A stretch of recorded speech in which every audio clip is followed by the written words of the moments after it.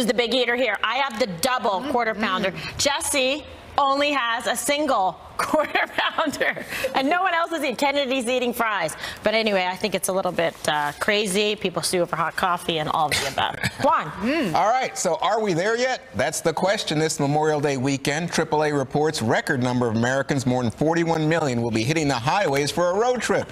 And I'm not just talking about cars. There's an increase in people traveling by air, train, bus, cruise ship. But the vast majority on the highway, even though gas prices have gone up nearly 44% higher than last year. By the way, top destinations, Orlando and Anaheim. And Disney. England, where Fred the Labrador has taken charge of 9 baby ducklings. These little dumplings lost their mama, and Fred the loving and maternal Labrador puts them on his back. He takes them for a swim in the moat. He loves and adores them. They sleep in his bed, and they have fully accepted him as their sweet, kind parent. Fred the Labrador, a hero. First gay marriage, and now this. I guess he doesn't want to pet. There's anything wrong with that.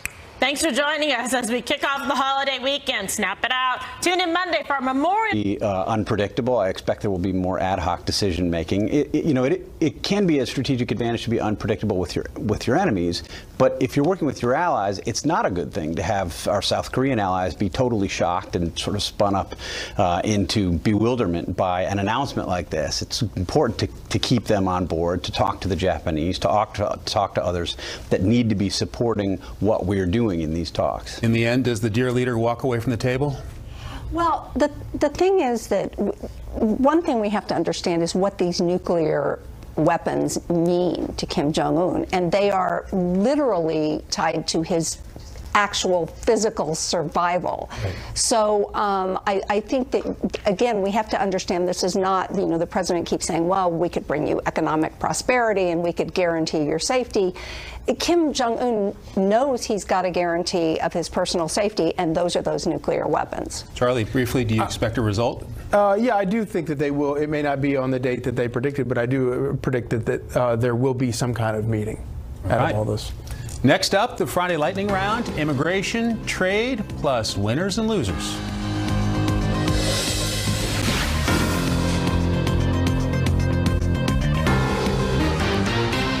Democrats, Nancy Pelosi, as an example, are trying to defend MS-13 gang members. I called them animals the other day, and I was met with rebuke. They actually have 4 different bills. I'm watching 1 or 2 of them. Unless it includes a wall, and I mean a wall, a real wall, and unless it includes very strong border security, there'll be no approvals for me. So that's what the president wants. We're back with our panel, and as the immigration discussion continues, you've also got this effort by some House moderates working with Democrats on a discharge petition. Let's take a look at the numbers there. You've got, as of yesterday, the House reached 213 signatures, 23 Republicans. They need 5 more for a total of 218 to force a debate on DACA and immigration bills. If they get to 218, that debate could happen June 25th or later. Charlie, how anxious are conservatives about this effort?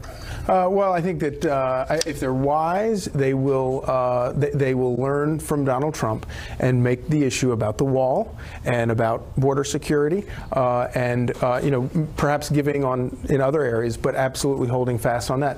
And I love that clip you just showed of him talking about calling MS-13 animals. Donald Trump, he's so good at picking the fights that he wants to have. And the fight he wants to have is how these Democrats are sticking up for MS-13 and condemning him for calling them animals. And it's just, he's going to win that fight. Democrats are not going to win that fight. And even if they stop talking about it, he's never going to stop talking about it. All he's going to do is talk about how they were sticking up for MS-13.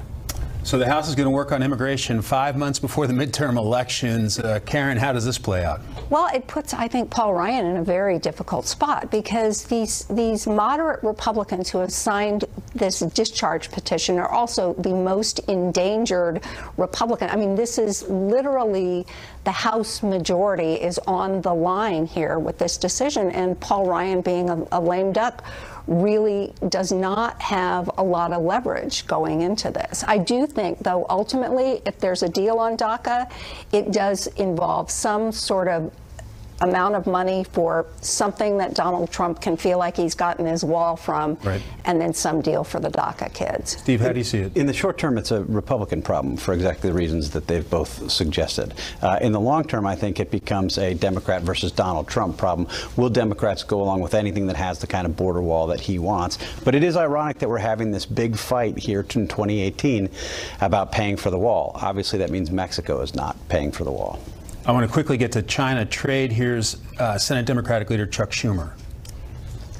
I called the president, and I talked to him for quite a while about not backing off and not just simply doing some slap on the wrist, more fines. They can afford that easily. When ZTE is a prime issue for national security. Unfortunately, every time President Xi flatters our president, he seems to back off a tough deal. And we've just got a new tweet from President Trump. Let's take a look at that on the screen. Do we have it? Yes, we do. Here we go. Funny to watch the Democrats criticize trade deals being negotiated by me when they don't even know what the deals are. And when for 8 years the Obama administration did nothing on trade except let other countries rip off the United States, lost almost $800 billion per year under O.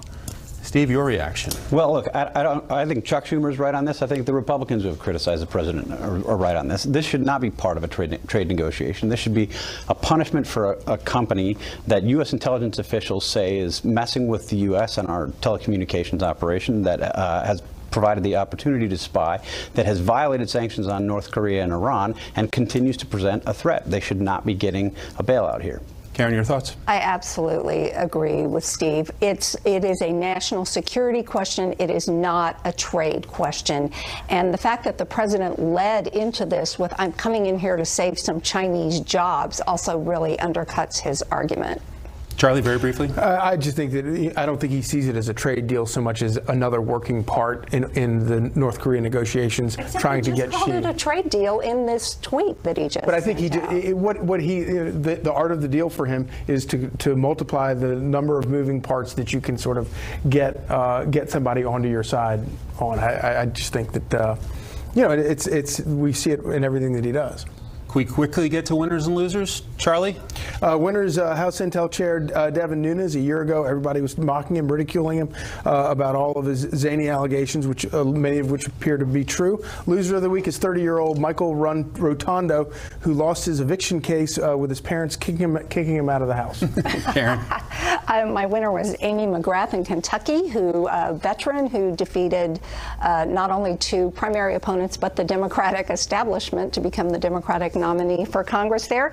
The loser is Elon Musk, who, after years and years of fawning media coverage, is suddenly feeling the other side of that and, like Donald Trump, crying fake news. Steve? My loser is whoever made the U.S. North Korea commemorative coin. Not a great place to be right now. My winner is the Washington Capitals. Absolutely. Late 1990s, last finals appearance, on the verge of a Stanley Cup finals appearance. Go Caps.